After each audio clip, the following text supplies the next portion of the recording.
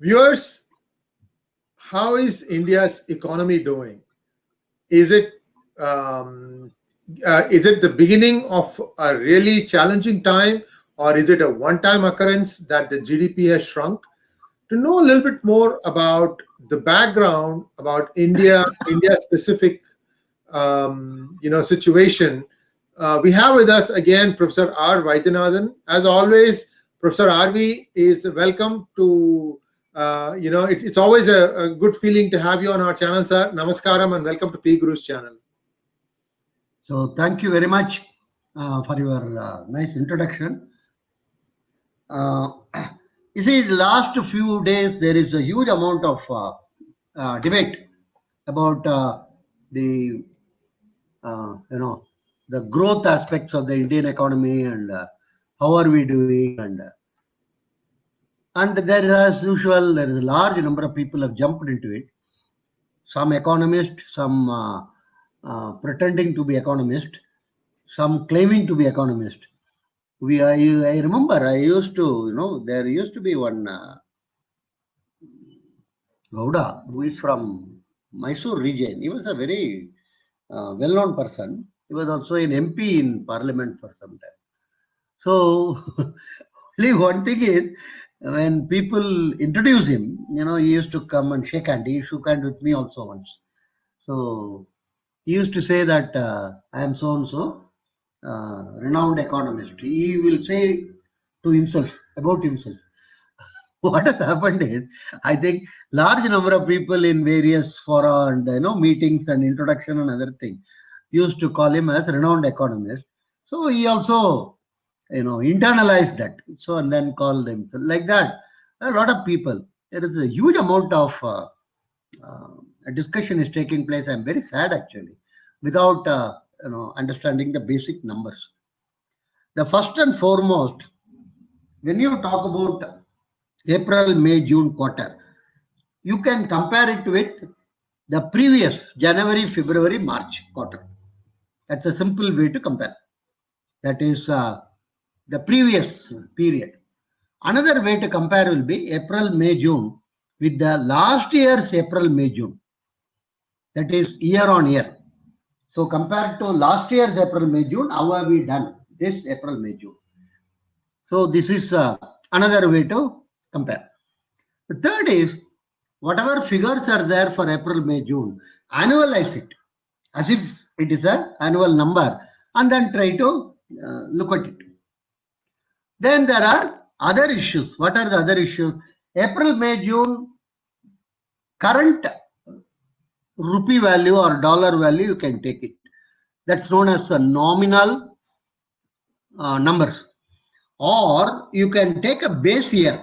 In India, for instance, the base year as of now is 11-12. And then 11-12 is 100. So what did take place in 2020, April, May, June? So that 100 and this will be, that's a sort of a normalizing it or real numbers adjusted for inflation based on 11-12. Earlier it used to be 04-05. So in which case these are called real numbers. So real April, May, June you can compare with real January, February, March. So that is another way to do it. Now, lot of discussion is taking place without understanding this underlying intricacies of the numbers. And unfortunately, some popular journals or some of these TV channels and other things, they publish all these numbers without comparing apples and oranges type of thing. That is one dimension of the story. Second dimension of the story is, in India we have State Bank of India, which has got a research group actually. They do reasonably good job. They have access to lot of data, of course, within India. On September 1st, they have released their estimates. And SBI is, I think you are aware, it's the largest bank in the country actually, with 75,000 branches, if I remember correctly.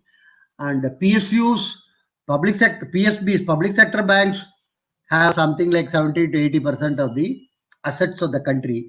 Of that, SBI will be one of the dominant players, at least 40 to 50%. In the sense, SBI is too big, and their research division is also relatively very big. Okay, this is the background for State Bank of India, because it shouldn't be taken that some small chota bank somewhere in they have given. SBI says our real GDP growth rate, SBI expects or estimates for financial year 2021. That means April to March. That's our financial year as of now. They say it will be minus 10.9%. It's very clear, which means compared to last period, if last period was 100, this will be less. That means 89.1. So that will be the type of a growth they are expecting. Earlier they were telling, the same SBI research team, it used to be minus 6.8. We are in minus, but within minus, from minus 6.8, it is estimated now to be minus 10.9. Yes. So this minus 6.8 was before Corona, or was it, what was the data time point on that point? No, that estimate was made after Corona only. I see. See, Corona was around March 15th or something, right? That estimate was made around June. We are now in September. September 1st, I am telling about. That's not there. For the quarter one in India, again, let me repeat, it is April 1 to March is our year. When we say quarter one, it means April, May, June, 3 months. Actually, July, August is also over, but normally these quarterly results are only announced by the Central Statistical Organization. This is also from 1996, incidentally. Prior to 96, we didn't have quarterly data. We only had annual data. This quarterly data submission is started in 96. That's okay. For the first quarter, because why I am stressing this point is, many of the European countries, including US if I am right, they follow January to December. So for their first quarter will be January, February, March. So that's not we are talking about. We are talking about April, May, June. The first quarter real growth rate was minus 23.9%, which is the number which is also published by government. And so this is what is this is not an estimate. This is what has taken place already. And this is worst since 1996, when the quarterly data was published. Prior to that, we don't know whether any particular quarter was better or worst. Only one minor saving grace, we will come to that. Agriculture and allied activities showed a plus 3.4%. So you can see how drastic the fall would have been in other industry as well as in services. Because agriculture, in spite of it being 3.4% positive, if the total is minus 23.9, the impact on industry and others would have been severe. Now this SBI also says for Q2 means July, August, September. Q3 is October, November, December. Then January, February, March. Q2 they estimate our growth rate is going to be minus 12 to minus 15%. Q3 minus 5 to minus 10. Q4 minus 2 to minus 5%. This is what they are telling. And along with this, 60 other countries have also released their data. 60 countries, US, France, Germany, and if you take all the real growth rate, most important, all of them should be real growth rate. The fall is 12.2%, whereas ours is, as I mentioned, minus 23.9%. So the average for 60 countries is much lesser than. Incidentally, for those who are mathematically challenged, minus 12 is much more preferable to minus 23. Don't take 23 is greater than 12 and other things, because even these things I have to stress the point, because when I used to give negative marks for my student. So one student came and told me at the end of the course, she got negative mark. He told one nice thing, sir, I understood minus 8 is greater than minus 14. That is something which I learned out of this course. So I have to explain these things also. Okay. So January, March, our thing was, sorry, April, May, June. Yeah. January, March, our real growth rate was 1.4% plus. So that means post-March, our situation has deteriorated. We have to recognize that.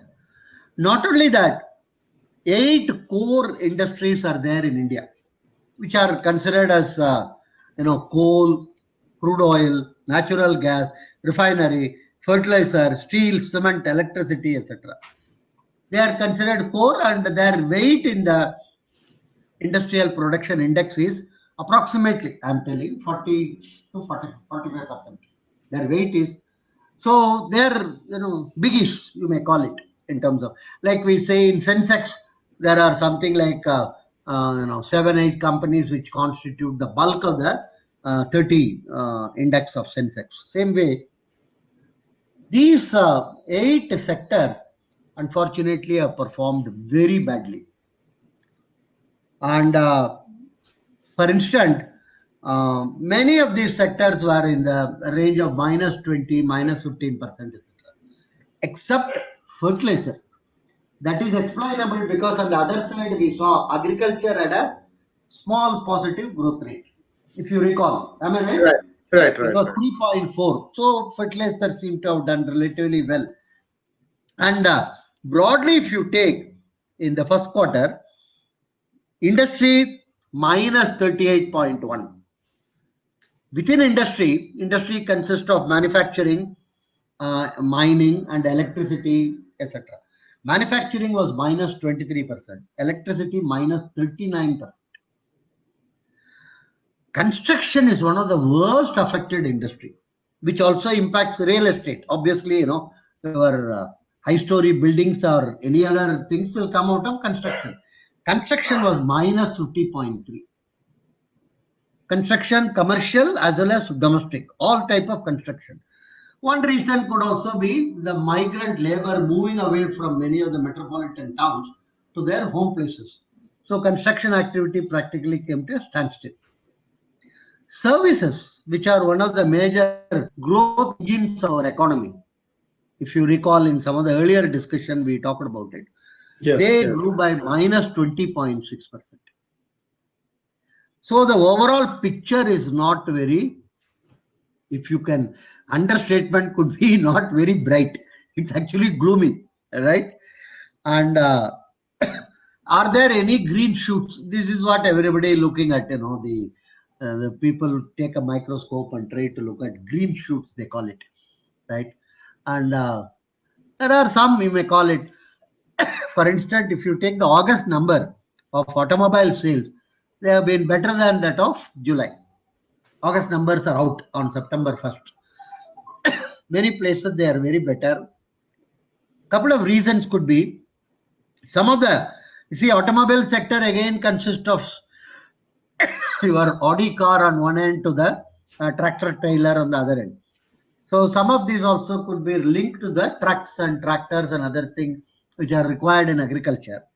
More important is what the economist would always call a pent-up demand. Last 3 months there has not been much activity. So March, April, May. So June, July, August, there could have been more pickup in that. In the sense, people who have booked the cars earlier could have decided to take it now. That's one thing.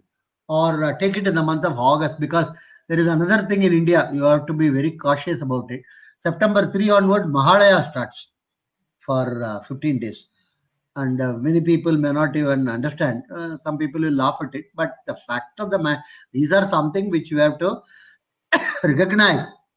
the marketing people understand this much better, actually.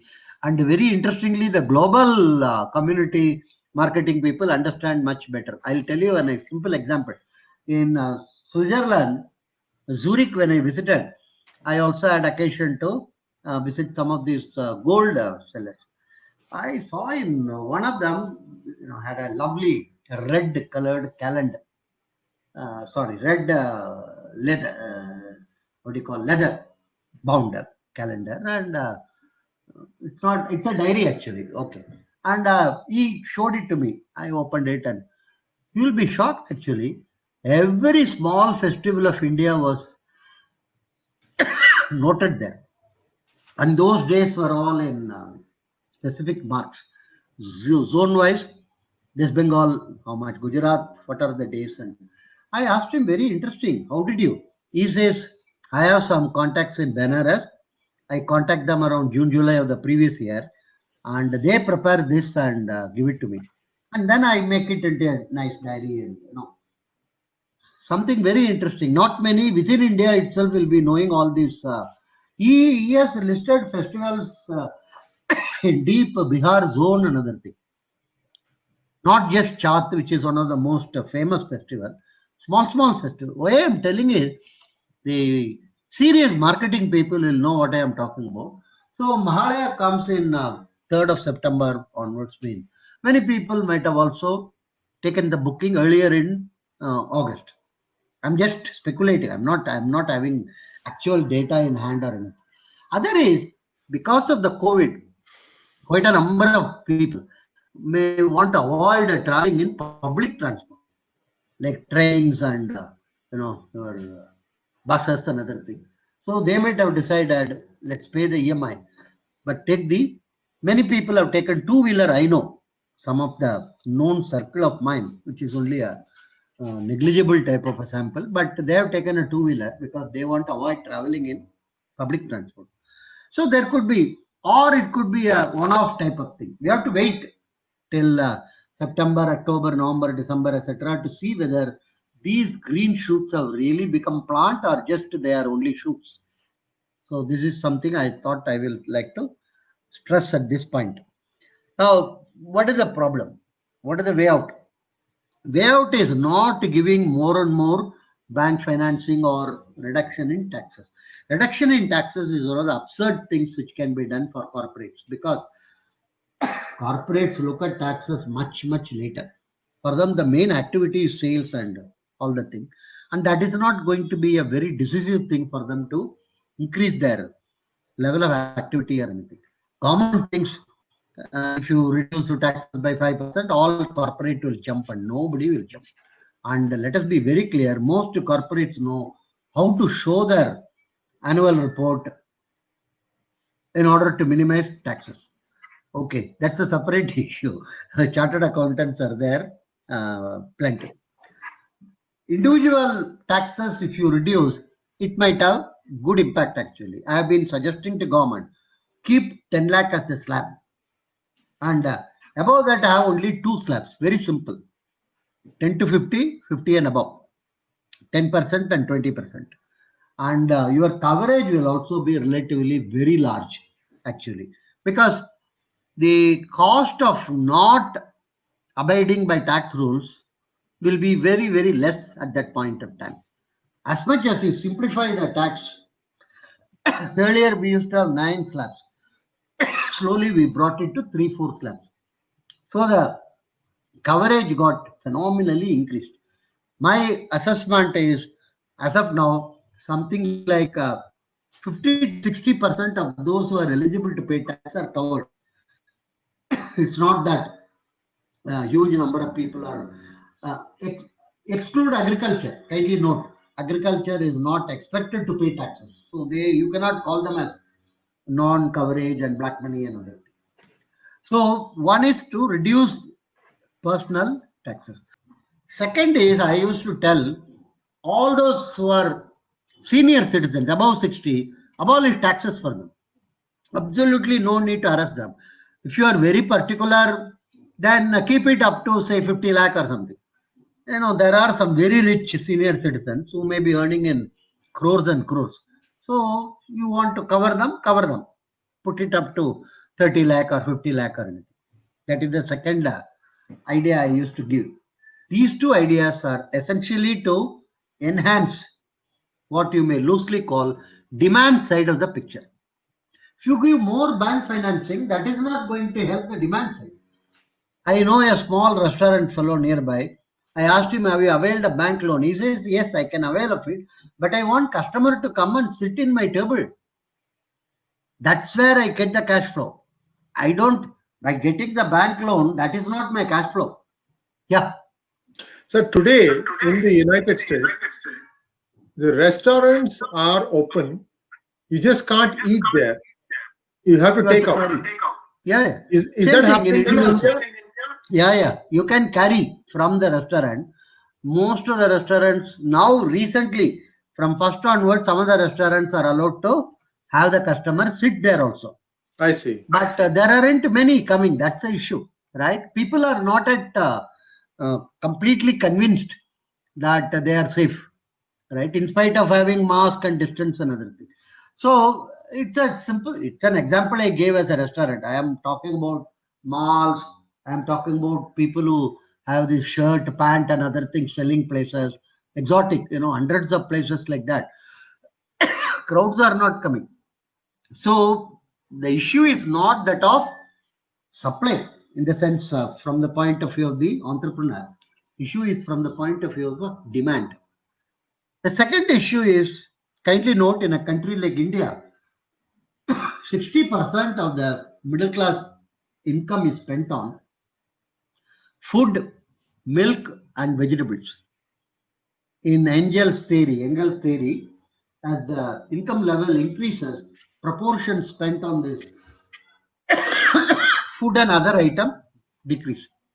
In US, for instance, if you take a typical middle class, they will be spending something like 15% or 10 to 15% only, because food, milk, and vegetables are relatively very cheap. Cheap. In the 80s, I used to remember I used to get some $500 or something.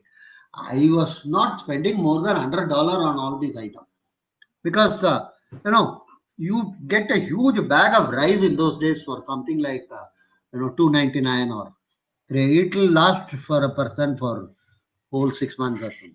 And also almost all vegetables are very, I would say, cheap from there. Though I am not converting it into Indian currency and other thing, from their currency itself. Anyhow, so we are on this side of the Engels curve. So what it implies is the remaining 40% only we are spending on what you may loosely call non-essentials, or what is jokingly called this 60% is for need, other is for greed. That's a type of thing. So in US, for instance, when there is 85 to 90% is spent on all this item, when the decline take place, automatically it is reflected in terms of a huge recession, because people are not going to eat less rice or less vegetable. People are going to buy less from the supermarkets. Yeah. Sir, in the United States, when somebody is applying for a home loan, the bank will usually ask that you will get only up to 28% of your salary. If you're Yeah. making 100,000, for example, Yeah. so there's a percentage. You can't get beyond that, because they say that you will not be able to spend more than, you'll not be able to pay anything more than that. Yeah. What is that number as a percentage in India? India, it varies between 50 to 70 or something. Sir, Depending then upon the type of bank, depending upon, you see, India, one important thing I hear, unlike US, US you show your pay slip, but in India, what happened is huge number of people are self-employed. Massive number. 83% of Indians are self-employed. Petty shopkeepers, petty, petrol pump owners, plumber, fitter, carpenter, all these groups. So what happened? I was doing a project in the 80s for one of the big banks. In India, actually, for rating, in US, if you tend to claim that you are 200 $100,000 when you are not $100,000 earner, then the bank try to discount your claims or rather, bring it down or something. In India, it has to be the other way. People claim they earn only 1 lakh because they are worried about income tax and other thing. So the banks have to boost your income in order to assess your creditworthiness. You see the dichotomy in the situation here, because many of the small traders will never tell you exactly how much they are, and most of the time it will be 1/3 of what they are earning only. They are, and much of it is maybe in cash also. All this is there.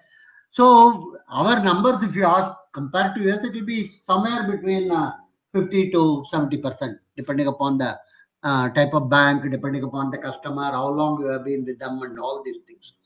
Here, it's not something very, what one can call single type of a defined number or something.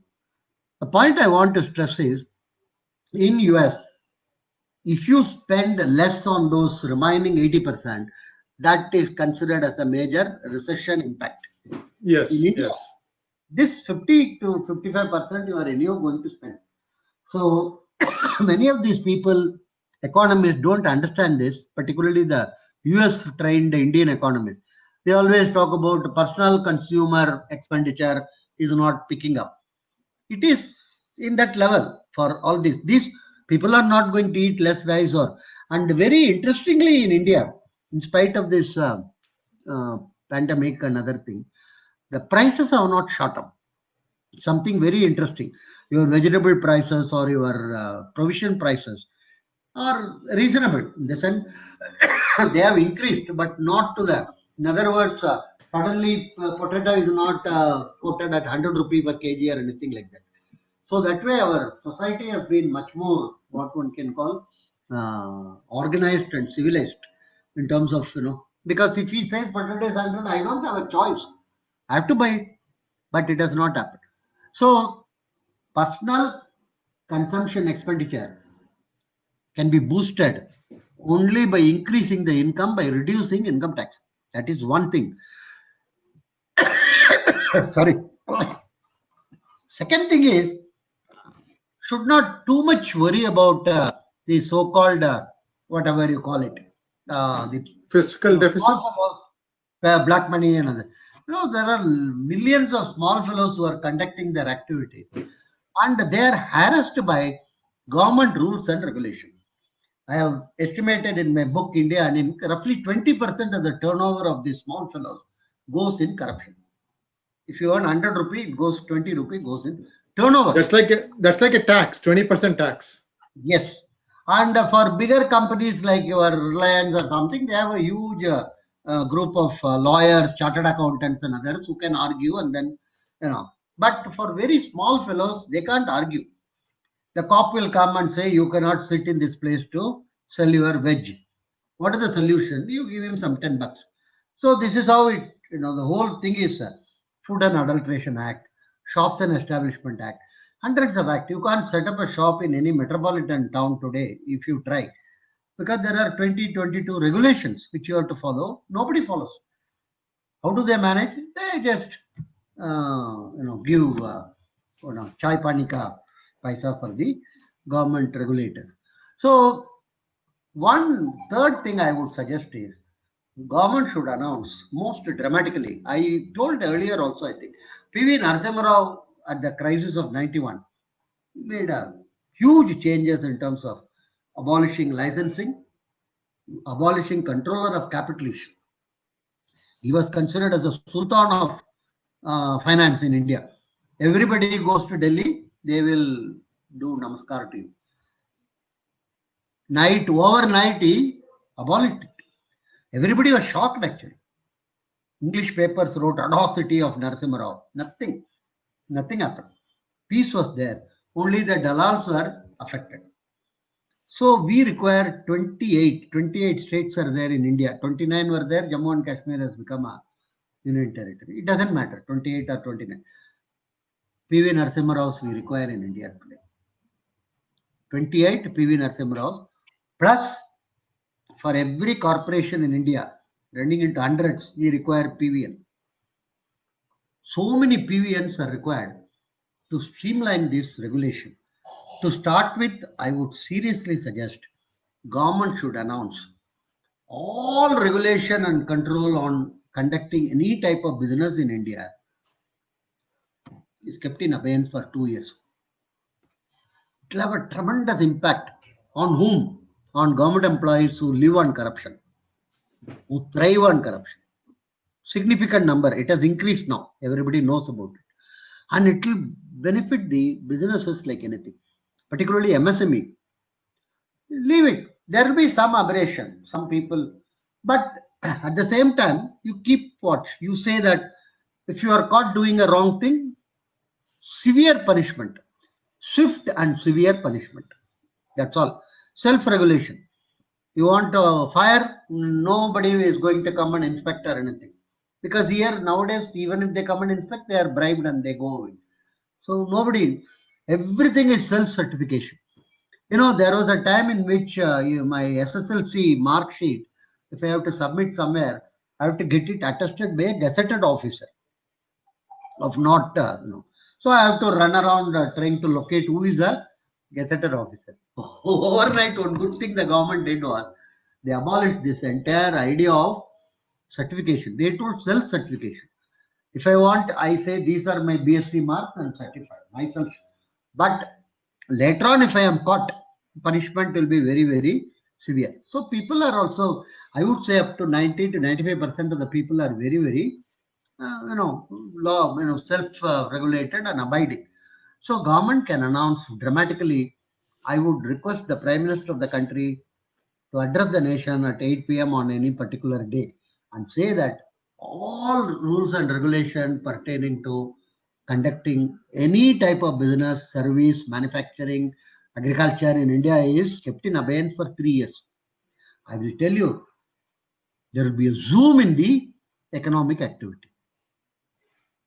Believe me, because the spirit of the entrepreneurship spirit of Indians is unparalleled. Nobody has realized about this actually. As early as 17th century, we used to, the Gujaratis used to go to Africa to do business. No steamship, no airplanes or anything. They used to come from Marwar area to Assam in palanquins. Rajaraja Chola used to have a huge kingdom extending up to Indonesia, doing trade and commerce. So we are entrepreneurial and trading. So this can be done, and this will completely change the face of the country. There will be some errors, obviously. You cannot have 100% perfect solution. Will not somebody try to cheat, and there will be.